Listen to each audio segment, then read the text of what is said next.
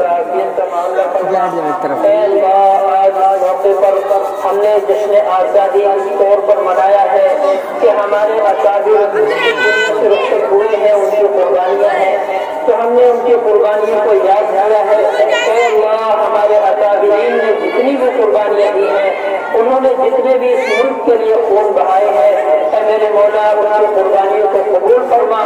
اے اللہ اس ملک میں امن پیدا فرما، پیار محبت پیدا فرما، پیدا فرما۔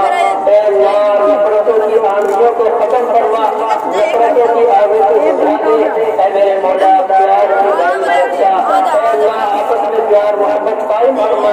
اے میرے مولا ہماری مدارس، ہماری مساجد، ہماری خانقاہیں، اے مولا کریم دین کے جتنے بھی شعبے ہیں، اے اللہ یہ تو دین کے قلعے ہیں، اے اللہ یہاں سے دین نکلتا ہے، یہ دین کو پھیلانے والے چشمے ہیں، اے اللہ ان چشموں کی ان قلعوں کی حفاظت فرما۔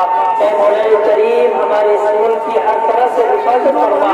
اے اللہ جو ظالم طاقتیں مولا کریم اس ملک کے مٹانے میں لگی ہوئی ہے، اے اللہ ان کی ناکام حرکتوں کو، ان کے ناکام ارادوں کو اے مولا کریم دوست کو معروف فرما۔ اے اللہ ان کے غلط ارادوں کو ختم فرما۔ اے اللہ اس ملک کے امن کو قائم فرما۔ اے اللہ ہم سب یہاں سے معلوم ہے، اے مولا کریم ہمارے جماعتوں کو قبول فرما۔